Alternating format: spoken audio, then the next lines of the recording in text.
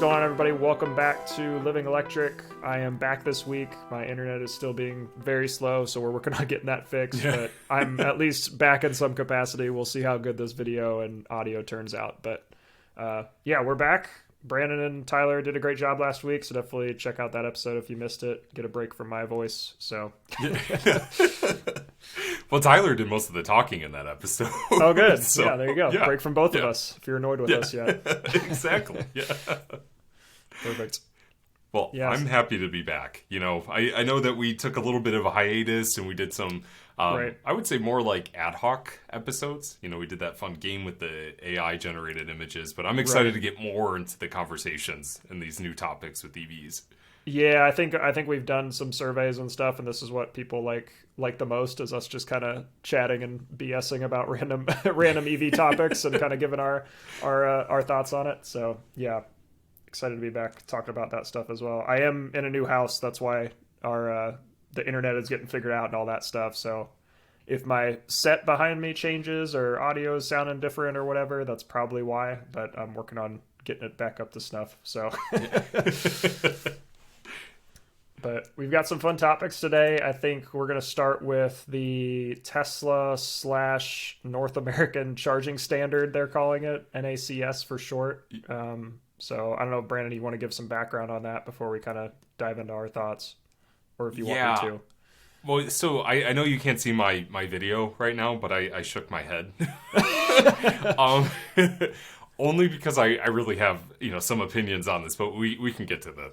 Okay. So a few weeks ago, in the middle of November, Tesla, I would say randomly announced, I think there was some rumors that they were going to announce that they were publicly going to open up their charging standard, or what they're calling now the North American Charging Standard, which in my opinion is a little bit on the cockier side.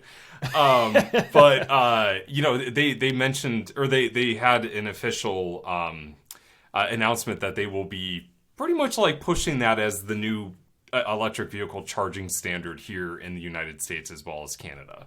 They opened up the patent to manufacturers to utilize this charging standard in the hopes that manufacturers would adopt that and then open up, the supercharger network essentially to those manufacturers. Right. So, they really toted, and this is true, the Tesla standard is a much easier to use standard versus, CHAdeMO or CCS or, green or blue charging standards. It just offers an easier user experience. Right. They unveiled a bunch of specs. There was a lot of things that I actually didn't even know that standard could do. Is it vehicle to grid? Is that what it can do? V2G. Yep. Yeah, V2G. At least it's set up for it. The protocols and stuff are there for it, but not necessarily in the field right now, if that makes sense. Superchargers aren't doing V2G, so. Yeah. Well, it was just that was actually something I never even knew it could do. I knew it had data interchanges, but I didn't know that was a capability, which is really cool. Yeah. And then they also confirmed that it can do 900 volt charging, right?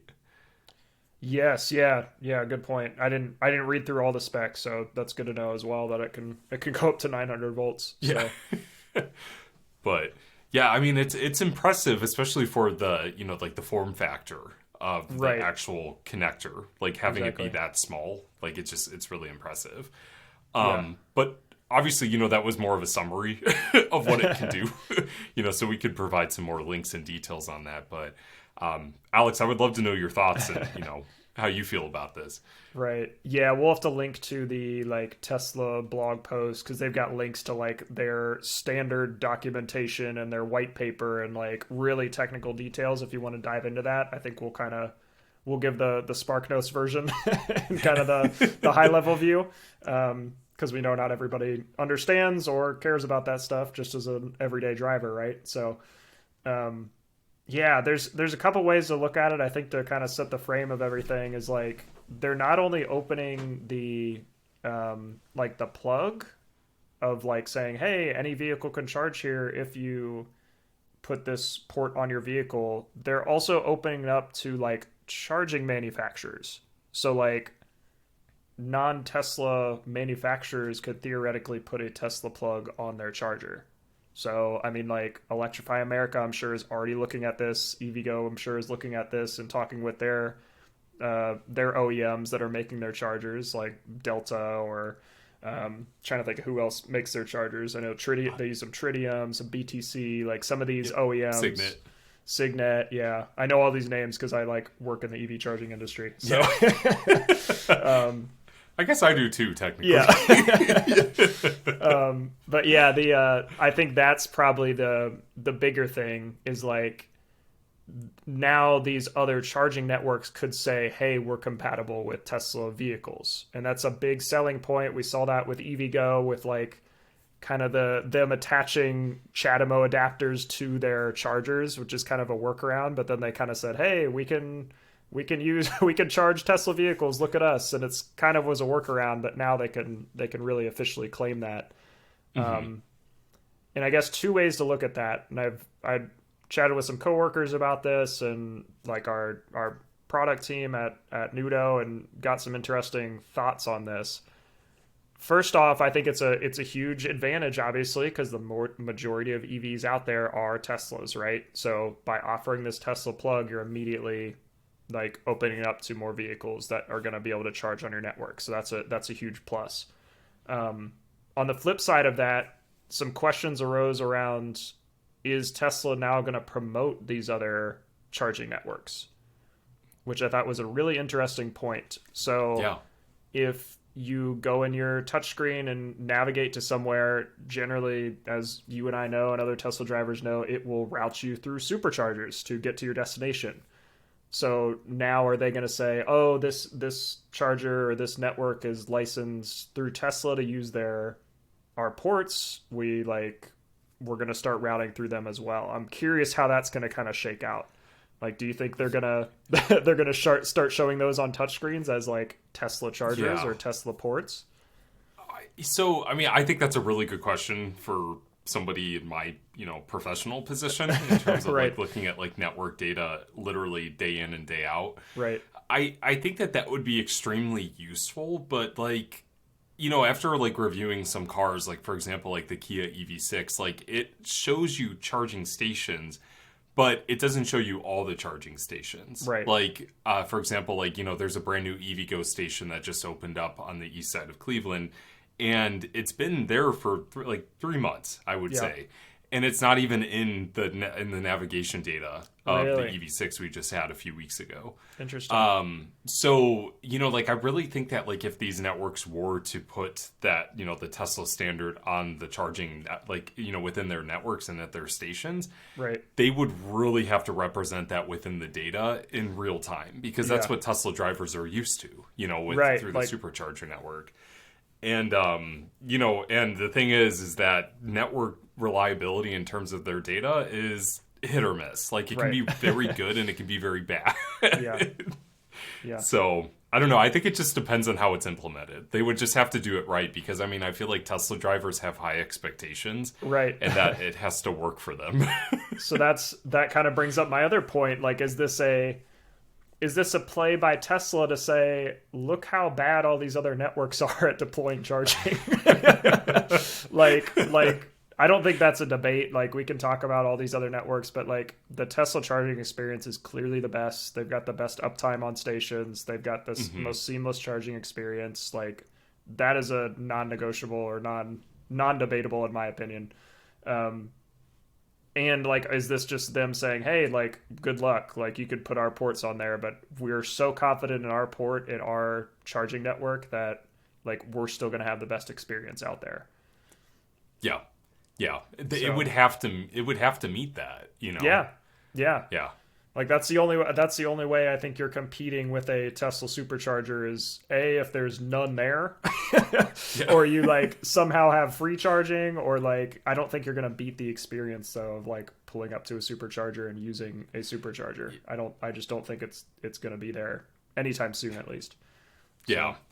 Yeah. I mean, I think that's the thing, and Tesla really didn't address that in that announcement. Like, as you mentioned, they are hoping that other networks will adapt, their connector, which would be Right. great because, like if like the EVgo implementation of the connector, is limited at, 50 kilowatts, which is slow Right. compared to what that CHAdeMO can actually do at that location. Right. So if these networks get implemented properly, it could be a really good experience. But if they have it tied back to how you initialize a charge, that is kind of just going back to like, well, that's another mobile app you have to download. It's another experience you have to, Right. go through, and hopefully that charging station is even working, so Right. like, Yeah. yeah, it's really tough. I feel like it's a good thing that Tesla is implementing this, or at least trying to get manufacturers to implement it. Yeah. But I just hope it doesn't backfire. Like, I think Right. that's Right. a concern. So, Yeah, and that's kind of the other thing too, is like I always give the Apple example. Apple kind of like has this thing around products where like you have to have the made for iPhone like license on it. So if you yeah, make any kind of Apple accessory or iPhone accessory, it has to say like made for iPhone on it, which I think is really interesting. And I think like Tesla's almost taking that approach, is like, hey, you can use our stuff, but you've got to follow our standard to a T, and it's got to be like licensed almost through yeah, us, which yeah. I haven't read too deep into kind of the legal part of that, but I'm curious if that's kind of what they're going for as well. Is like, yeah, you can use our port, but it's got to be licensed, or you got to pay us some fee. So it didn't sound like that, but I'm not sure. Yeah. Well, my voice just cracked. Sorry. Yeah, mine is too. Wow. So Yeah. We're a little rusty with this, it's been a few weeks since we've had like a right. proper episode. Yeah, no, I mean, like I know as part of the announcement they didn't really go into that type of detail. I mean, I'm assuming based on, I mean, we know how things operate in this industry. I'm assuming that would be a private conversation they would have with those Right. networks. Yeah. I mean, like, I do wish that there was a little bit more transparency, especially for, like, for example, like a smaller network who is interested in implementing that. I don't know how difficult it is to get a meeting with Tesla's charging team. Right. So I don't know. Yeah. I don't know. But I do have a question for you, Alex, because I want your opinion on this. With all these manufacturers producing these electric vehicles, and the majority of them are using, green or CCS charging standard. Yeah. Do you feel like it's a little too late that Tesla did this? No. I don't think so. And I think people lose perspective of this all the time. I'm glad you brought this up because I forgot to make this point myself. Yeah. Is I think us in the industry, and I've said this before, is like we get so caught up in like, oh, we've already set the standard for things. Like we can't be changing standards right now. It's like you realize how small the EV market still is. It's all anybody's talking about that. I love that. Like it's at the front of a lot of news stuff right now. Like very much the cutting edge of the auto industry right now, which is great. It's still very new. Like we are, Yeah. Oh, this yeah. is still very much a baby industry. Like it is growing incredibly fast, but I don't think it's like so soon that we need to lock ourselves into a standard for 20 years. Like I think that's ridiculous. Like you're holding up progress by saying, hey, we all need to be using this standard. I think we are gravitating around that CCS standard, and that's great, and like that's what most charging networks are putting in, but like I don't necessarily get the backlash towards Tesla and saying like, oh, we shouldn't be using this Tesla plug at all. Like I think that's a little bit ridiculous. I think the only like equivalent thing I can think of is like, remember when we used like USB, like full-sized USB for everything? Like that's how you interfaced with every single computer. That's how you plugged in your printer. That's how you charged everything. Like it was all through USB, and now it's like, look at it, everything now. Everything's USB-C. Like that's what the standard is moving towards. So I think it's just kind of like, I'm not a fan of that take that like, hey, it's too late. We all need to be using CCS. Like I think that's a little ridiculous personally. I'm curious your thoughts on that though. Yeah, I'm a bit mixed on it, to be honest. I mean, you did bring up actually a really good point with the USB-C versus USB-A. I mean, like essentially a lot of that technology was implemented less than 25-ish years ago. I mean, so, and when you really look back, like, yeah, that does seem like a long time, but in the grand scheme of things, it's not, and I mean, this is just my opinion. I'm just gonna. I know this is not a cell phone podcast. Right. I hope Apple eventually does go with USB-C just to make it universal. But Right. that's just my opinion about that. But to get back to the Tesla standard, I'm a bit mixed with it. Okay. I think that it would be really good for these manufacturers to be open to the idea of switching to this new standard. Yeah. Really wish that it wasn't called the North American Charging Standard, because they Yeah. should have just left it as like the Tesla standard. I get it. They're trying to make it more Right. universal for these other Right. manufacturers.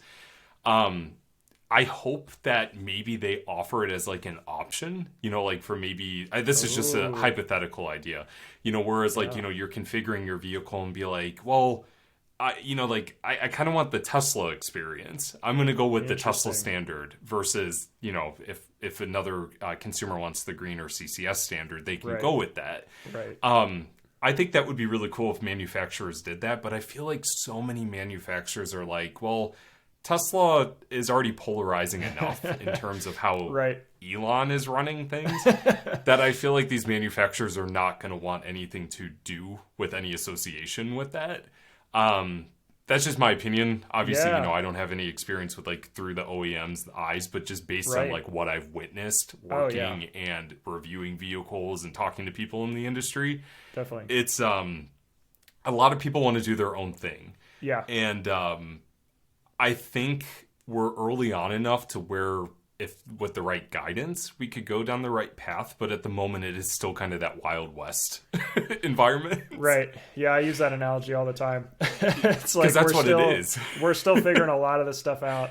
And I Yeah. guess another analogy I would give is like, look at kind of the past 10 years of EV charging. Most fast charging sites have put a CCS plug and a CHAdeMO Yep. plug at all these sites. And like, look at us now. Now we're really shifting towards CCS. Like, what if somebody back then was like, oh, we should really standardize around the CHAdeMO plug. It's the superior one. It can do V2G. It can do all this stuff. CCS can't do that. And it's like, Yeah. it's like, what, like, I don't know. Like, I think it's hard. It's too early to say with a lot of these things. And Yeah. that maybe Yeah. would be my advice if you're like installing a new charging site. I think it would be advantageous to include a Tesla plug there. Like, Oh, for sure. if you have the option Yeah. and are able to like do a CCS and a Tesla plug, like why not have both? We've seen that work Yeah. in the past with EA, right? Where you can't charge on both of them at once, but you have to choose your plug when you pull up. So Yeah. Yeah. Yeah, I mean, I think it would just make sense to offer all the plug types at the in the meantime until we can figure it out. Because Yeah. actually, another prime example too, the Tesla Roadster, from like Right. 2008 to like 2012 had its own charging standard. Like even when Own the Model S was proprietary. introduced, Yeah. yeah, and that already faded away. Right. So like, and we see what's happening with CHAdeMO here in the United States. That's already fading away. Yeah. So, I mean, Mitsubishi is the only one that still uses it because it's now on the 2023 Outlander PHEV. Don't even get me started on fast charging with plug-in hybrids. But Another we're podcast. starting to, yeah, we'll have a whole episode on that. But yeah, I agree with you. I think it's still too early. I just hope the manufacturers keep an open mind to giving that option to the consumer. Because it would be extremely cool to be like, I want that F-150 Lightning with the Tesla standard. Like I want to wild experience. to see, like, just Yeah. bureaucratically or like company wise. Like, could you imagine Ford putting a Tesla plug on something? Like, I cannot.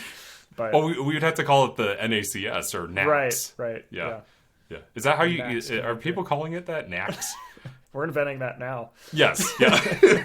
You're welcome, Elon. Yeah. Yeah. No, I'm curious to know what what our listeners think of that as well. Definitely. Because I know when Tesla announced it, it was kind of like, oh, like it was met with like fanfare and celebration, and then I felt like a lot of people are like, like a little too late, type of thing. So, Yeah. yeah. Let us know your thoughts in the comment section, or let us know on social because we would love to know. Definitely. Yeah, so I guess that kind of segues us nicely because we talked about kind of the Tesla basically saying kind of game on to other people. If you want to put our report on stuff, like, good luck. And I know you brought it up earlier, kind of charging uptime in general has been an issue in the industry. So I'm curious kind of what your thoughts are on that in general, and maybe like some thoughts of what we need to do to fix it or why that happens, and those sorts of things. Well, so I feel like you're going to have more, knowledge and insight into this because I mainly only see it from a data perspective. I don't have the background knowledge of like, I guess like the one thing that always pops in my head is like temperature sensor. I don't know why, like I've seen just people talk about that. Maybe that's just like a shot in the dark. I don't know, but we can get there. I mean, my opinion regarding, like charger uptime is that it really needs to be improved. Yep. Like big I think that's time. a fact. I don't think that's an opinion. No, that it's a fact. Yeah, thank you. I'm gonna state that again. It is a fact that charging uptime needs to be improved because, like like even Tesla, like they don't have 100% uptime. Like they're close to it. I think they announced they had like 97% uptime or something like that. But the last time I read, the majority of the major networks had like 60 to like I think 67% uptime. I'm gonna have to try to find that article. But that's a D. That's like a D minus to a D plus. Like, are we proud of that? Like, I wouldn't be proud to be like, oh, I got a D plus on my test. Like, that's not something to be proud of. That means that you should improve.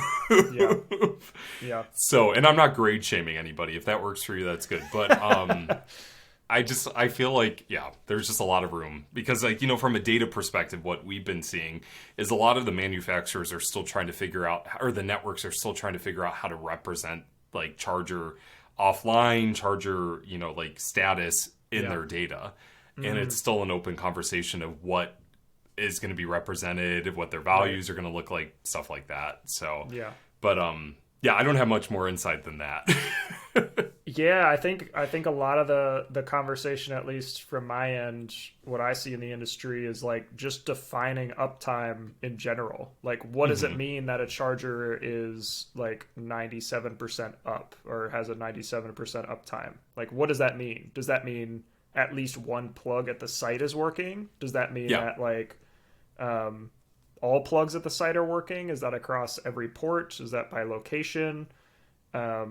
Is that including like stop charging sessions? Like, what all does that mean? Because like there's so many data and like types of situations the charger can be in where it could technically be up but like isn't working. If that makes sense. Like it could be powered on and like quote unquote up, but it's not. When somebody comes up to use it, they're having some software issue just initiating the charge. But on the back end, it's saying, oh yeah, everything's good. Like we should be able to activate something. Or like maybe the credit card reader is broken if that's what they're using.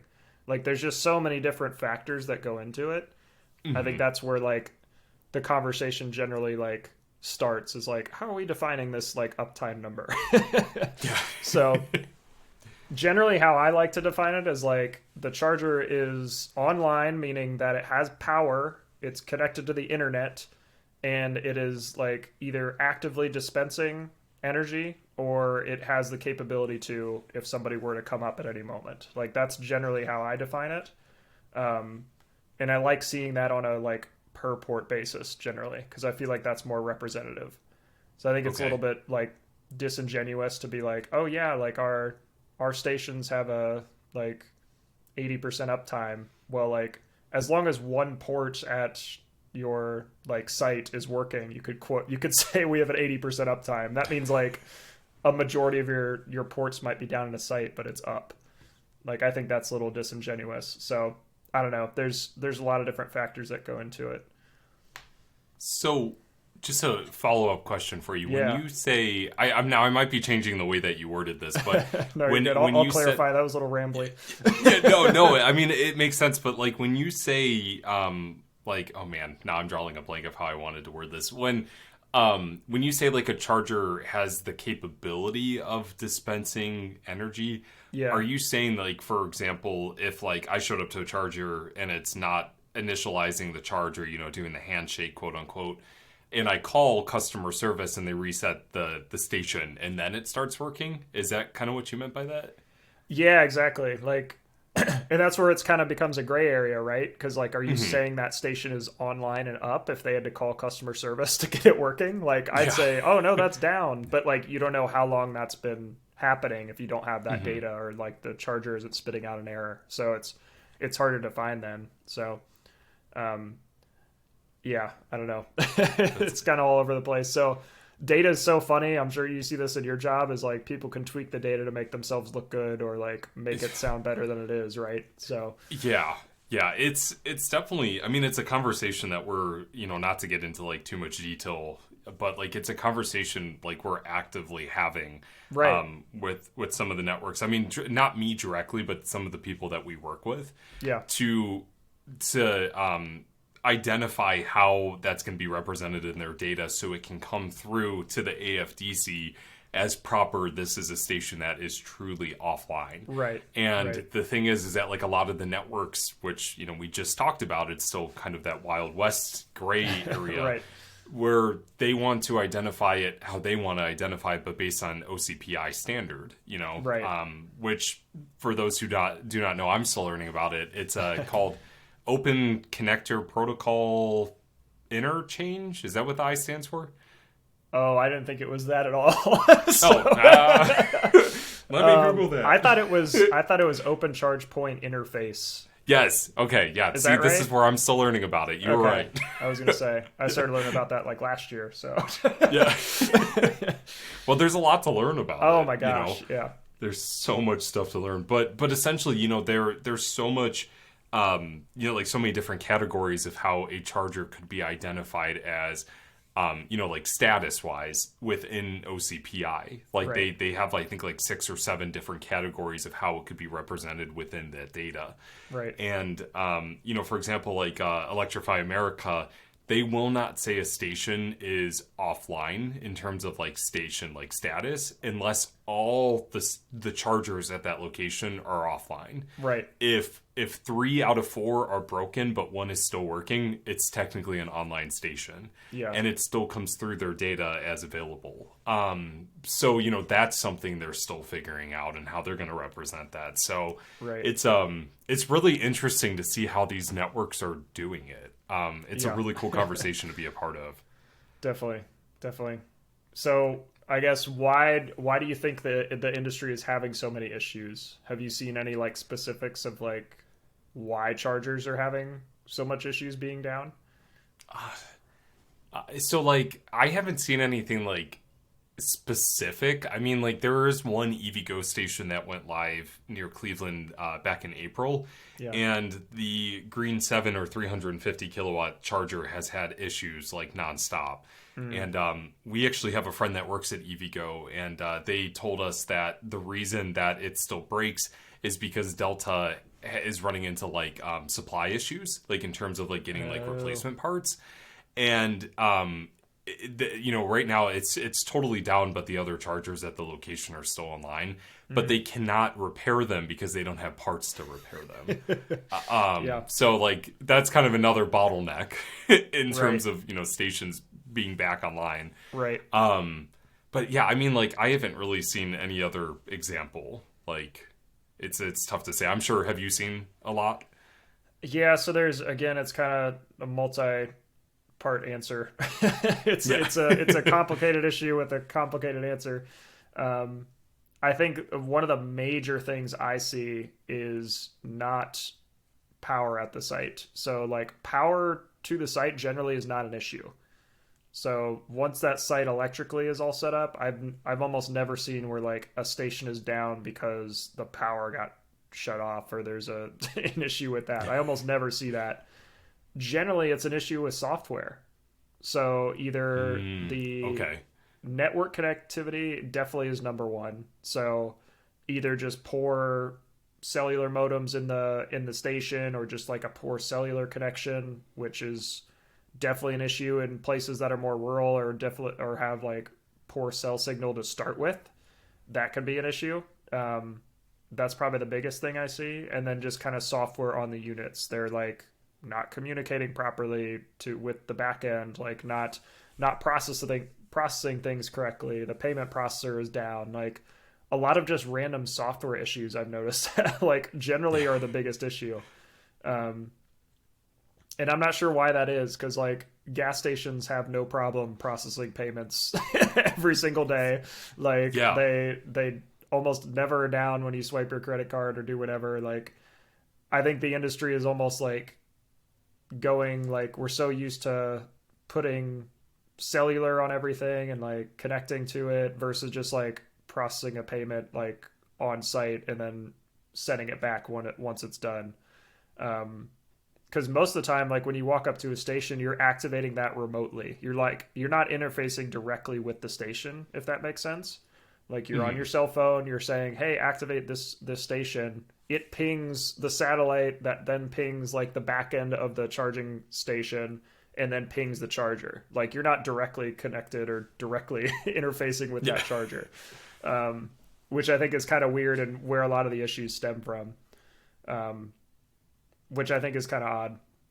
But like I guess the only way around that is just kind of like, what does that station do when it's offline, when it can't communicate with the charger somehow? Like there needs to be better like offline charger activation, I think.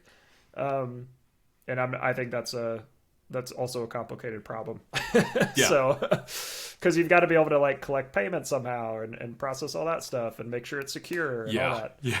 But I think the true solution to that, and I think we've seen that. I just saw you tested with an EVgo station, the auto charge stuff they're starting to do. I think that's gonna fix a lot of the problems because the car can interface directly with the charger. It's communicating that information. You don't have to worry about like your cell phone having a connection, the charger having a connection, like doing all this stuff remotely. Like you're directly connected. Like it should be able to process that data. So.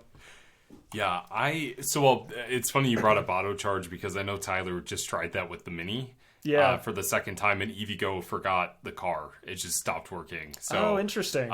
Okay. Yeah. So, after he called them, they were able to kind of, man, I am drawing a blank tonight. Reconnect the auto charge for Tyler. So it worked. Gotcha. But we haven't tried the Tesla since we set that up a few weeks ago. Gotcha. I got to get back there and try that out to see if it actually works. I do too. I just I went in the app the other day because I saw another video of it online saying like, "Hey, look at my Tesla on auto charge," and I finally in the app it prompted me to sign up for it, which was good. So good. I've got to go test it, and I think you have to like plug in once for it to like verify you or like recognize the car so it can know what it's doing. So yeah. And then after that, it's pretty much seamless, right? from what I've heard, right? Yeah. So, Alex, I have a question for you because you brought up a good point with, I feel like so many humans are so focused on like cellular connection with getting like computers connected to some type of wireless, connection. Yeah. How many stations have you seen that are hardwired in terms of like internet connection? I have not seen a lot, honestly. It's in very limited capacity.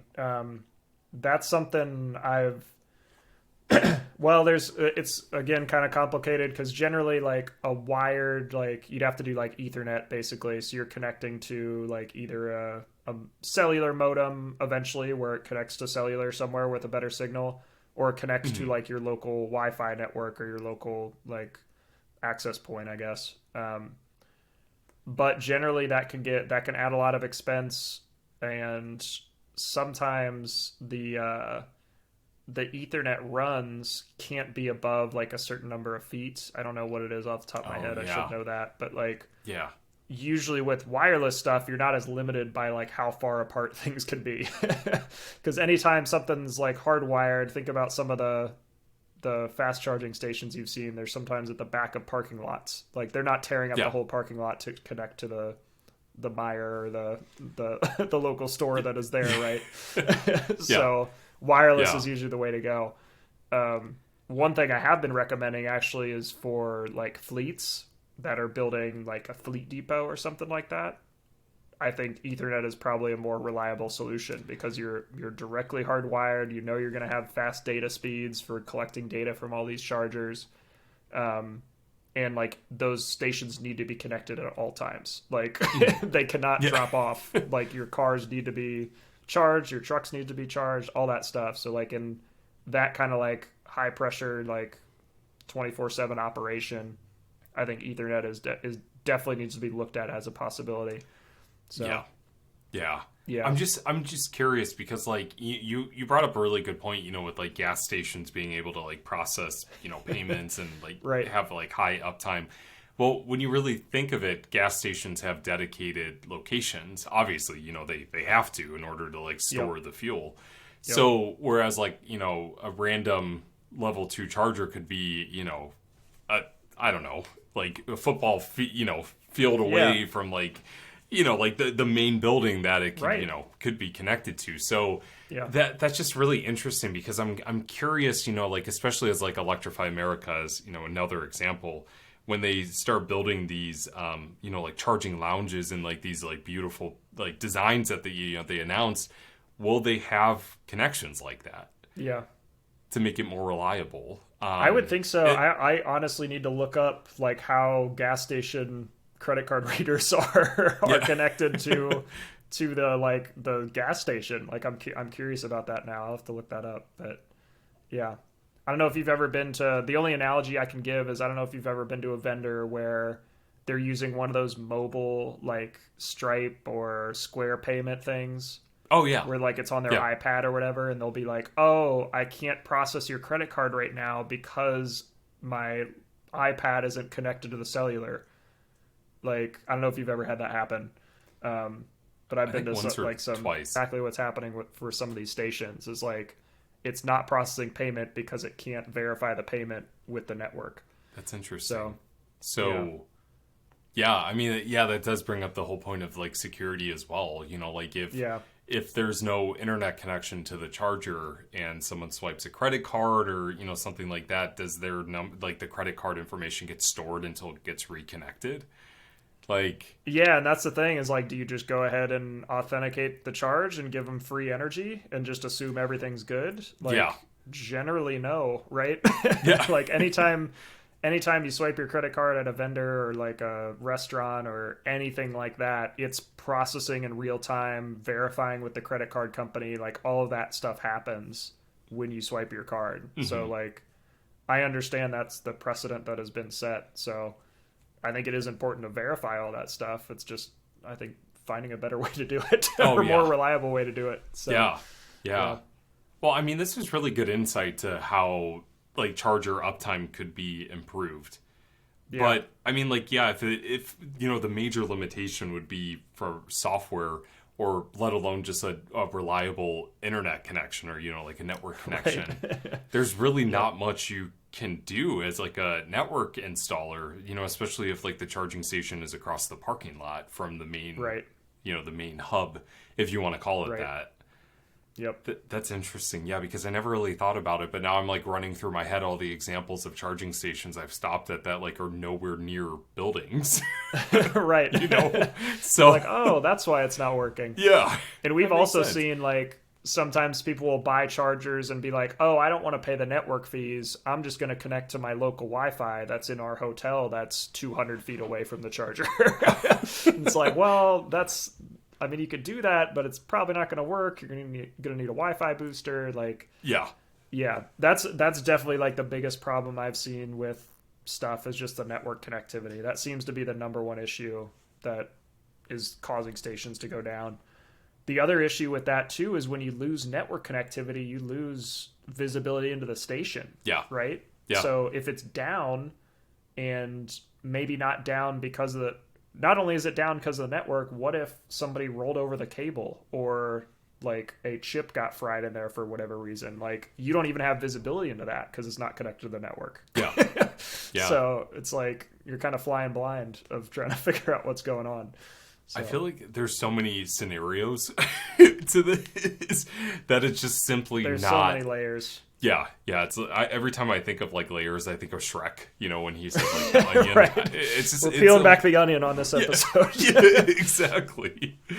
But that's essentially what it is. Like there's so many scenarios and so many like case examples where something could go wrong. And I think that's where it really makes things complicated for networks on how they can identify and keep stations up. Right. It's Right. really it's interesting. I think this was a good conversation because this really enlightened me to like how things could go wrong with charging Right. stations. Yeah. So I do have a question for you since you've worked with like installers and like getting charging stations up and running. So, the EVgo station that went live in April went up within a matter of, I think, months. I mean, when Wow. I say months, I mean like 3 or 4 months. Like it was not Yeah. as long as like I've seen some installs. Do Right. you feel like reliability or station reliability can be based on how fast an installer installs it? Like how many times have you seen things go wrong? Yeah. So to If you can answer kind that. of give, yeah, give background on that for sure. The most of the problems with stations, especially after like right after they've been installed, I've seen a lot of examples of that online. As people will be like, "This station's brand new, is already having issues." It's like not to blame it on the installer because there's a bigger team than just the electrician that's there. Yeah. But a lot of the problems with stations happen within the first like 7 to 14 days that it's installed. It's like that's when you start noticing the issues, right? Because that's the first time it's been powered up. That's the first time it's processing payment. That's the first time it's charging cars. Like that's when a lot of those issues start happening. And that can also be where you discover those network issues I was talking about. Either it wasn't correctly connected to the network, which I've seen before. It wasn't even commissioned properly. So it's like sitting there installed, but hasn't actually been activated. Like that happens all the time where things are sitting there, it has power run to it, but it just hasn't been properly like commissioned and set up and payment processing is set up, like all of that stuff. Like a lot of those issues arise in kind of those first couple weeks. So yeah. Interesting. Okay. Is there any process put in place? I mean, like, I guess it's hard because, like, well, maybe not. I mean, I don't have insight into this, like how like networks like operate, but like how much testing goes into that? Like before like a station is open to the public, is there like weeks worth of testing to make sure things are good? Yeah, so I mean there's two sides to it. There's first that the like a lot of the like quality control of the station itself should have been caught in manufacturing. So like if there are issues with the station, like those should have been caught before it even rolls out and gets on a truck. But then yeah, like once it's being commissioned, there should be some checks there. I know we've done it in the past where it's like after it's been commissioned, quote unquote, you've got to plug a car in and like make sure it actually charges it and that's working properly. Like that's certainly I think a check every installer should do is like charge an EV after you've commissioned the station, got it turned on. Like make sure it's actually power is flowing properly, it can process a payment. Just do that quick check. Like I feel like that catches a ton of issues. So Okay. definitely recommend that for sure. Yeah. I know that's like very engineering like minded is like double check everything and verify it's working. Like you don't just like set something up and be like, okay, we're good, and Yeah. then walk away. Like Right. I think you absolutely need to check and make sure things are working. Oh yeah. Yeah. I've always been a firm believer it's better to be proactive than reactive. If possible. Obviously life doesn't sure. work that way, but For sure. yeah. Yeah. Now this was a good conversation. I think we need to start having more conversations like this because it's like even working in the industry, it's always interesting to hear it from the standpoint of somebody who is actually like hands-on getting stations in the ground versus someone who just sees the station when they show up in data. Right. And I think it's cool to kind of merge the two topics. Definitely. Yeah. Definitely. Yeah, so I think to wrap up here, definitely like want to hear, as with every topic, we want to hear the audience's thoughts here. So first off, Tesla plug or NACS plug or NACS plug, whatever you want to call it. Would love to hear everybody's thoughts on that. Whether you think, should OEMs start putting it on their cars? Should charger OEMs start offering that work in the industry? Or you have a story about a station being down, what that issue was, how it got resolved, all that stuff. I think it'd be interesting to hear. Definitely. So definitely let us know. Absolutely. Well, am I doing the outro this time since I messed up last week? Oh, I thought that was the outro. Okay. Well, we'll see you guys in the next episode. Sounds good. See you, everybody.